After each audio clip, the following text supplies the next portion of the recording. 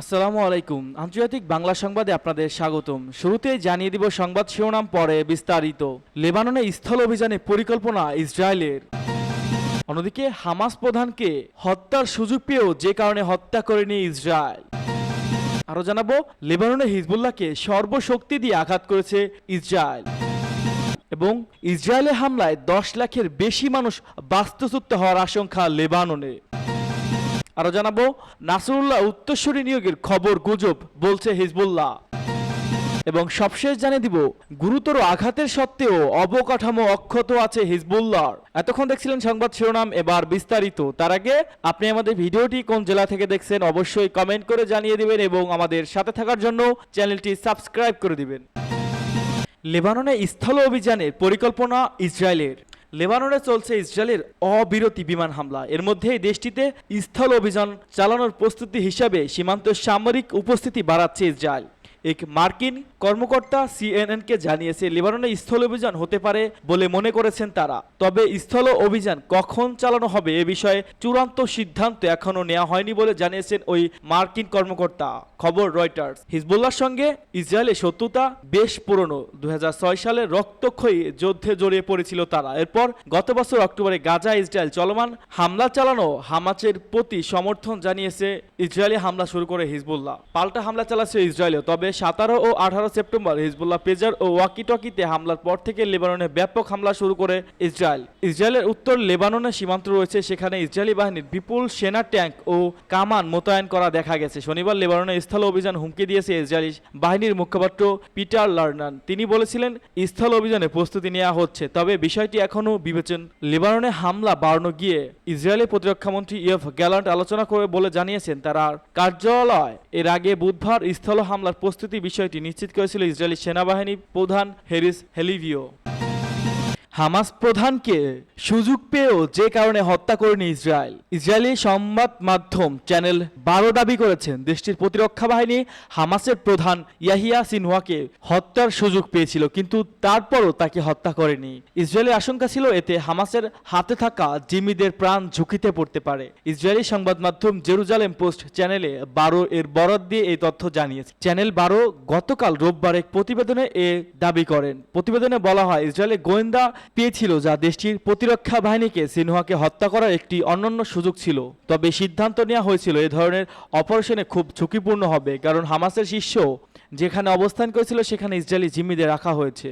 সম্প্রচার মাধ্যমটির দাবি ইরানের রাজধানী তেহরানে হামাসের তৎকালীন প্রধান ইসমাইল হানিয়াকে হত্যার পর গোষ্ঠীটির শীর্ষ নেতা নির্বাচিত হওয়া ইয়াহিয়া সিনহর এরপর থেকে গাজা হামাসের টানেল নেটওয়ার্ককে লুকিয়ে আছেন। প্রতিবেদনে বলা হয়েছে সিনিয়র নিজেকে জিম্মিদেরকে ঘিরে রেখেছিলেন এবং তাদের মানবঢাল হিসেবে ব্যবহার করছে যাতে ইসরায়েল তার ক্ষতি না করে। সৌদি আরবের রাষ্ট্রীয় মালিকানাধীন সম্প্রচার মাধ্যম আল আরবিয়া গত শনিবার এক প্রতিবেদনে বলেছে ইয়াহিয়া সিনওয়ার ইসরায়েলি বিমান হামলায় হিজবুল্লাহর মহাসচিব হাসান নাসরুল্লাহ নিহত হওয়ার বিষয়টি জানার পর গাজা উপত্যকায় স্থানান্তরিত হয়েছে। তবে গাজায় তিনি ঠিক কোথায় অবস্থান করছে সে বিষয়ে কোনো তথ্য দেয়নি সম্প্রচার মাধ্যমটি। বিগত সপ্তাহগুলোতে গুজব ছড়িয়ে পড়েছিল সিনওয়ার নিহত হয়েছেন, কিন্তু আইডিএফ তার মৃত্যুর বিষয়টি নিশ্চিত করতে পারেনি। তবে ইসরায়েলি গোয়েন্দা সংস্থা শিন বেত বিশ্বাস করে সিনওয়ার এখনও বেঁচে আছে।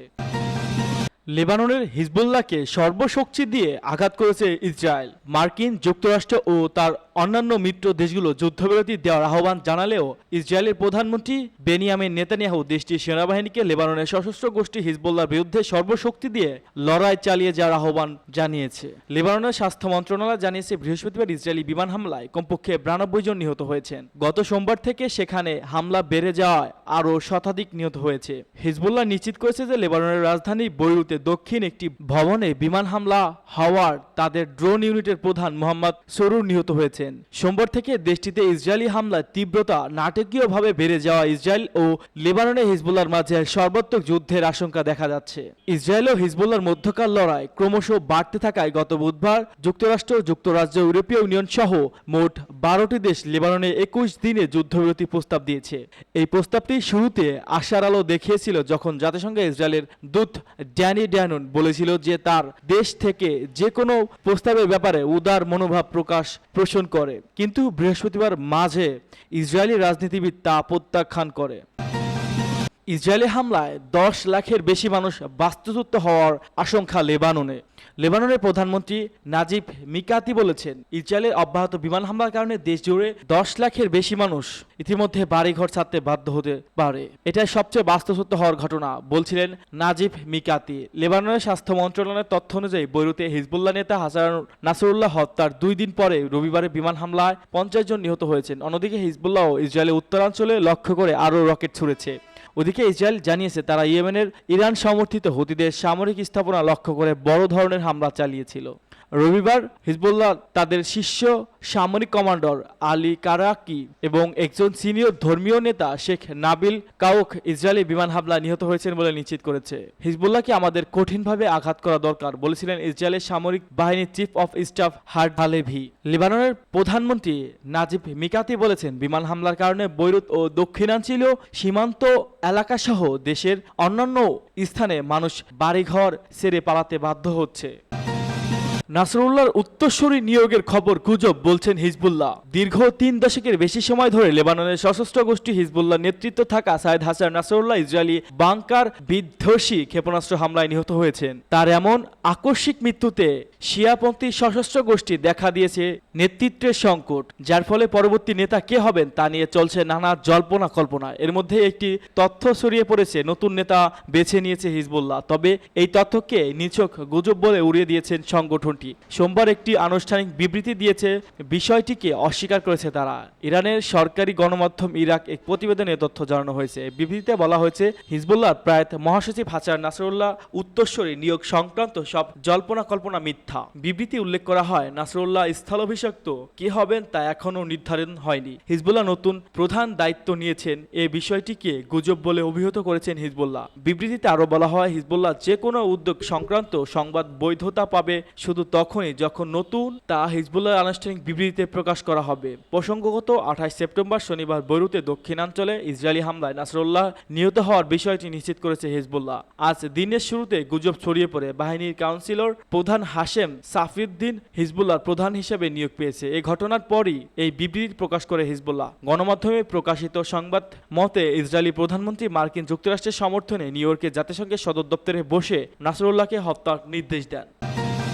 গুরুতর আঘাতের সত্ত্বেও কাঠামো অক্ষত আছে হিজবুল্লাহর। গুরুতর আঘাতের সত্ত্বেও অক্ষত আছে হিজবুল্লাহর। দলটির উপপ্রধান নাইম কাশেম এক ভাষণে এই মন্তব্য করেন।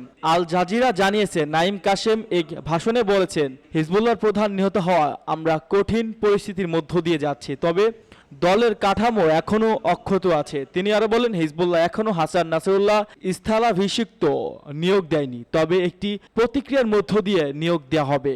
কাশেমের প্রতি হিজবুল্লাহর সমর্থকদের অনেক আশা ছিল। আমরা এই শহরের রাস্তা এবং বৈরুতের দক্ষিণ শহরগুলিতে ছিলাম এবং লোকেরা উদ্বিগ্ন। তারা মনে করে যে হিজবুল্লাহ তাদের রক্ষা করেছিল। তিনি জনগণকে আশ্বস্ত করার চেষ্টা করেছিল যে হিজবুল্লাহ এখনও যুদ্ধ করার সামরিক সক্ষমতা রয়েছে। ইসরায়েলের কাছে তারা হার মানতে প্রস্তুত নয়।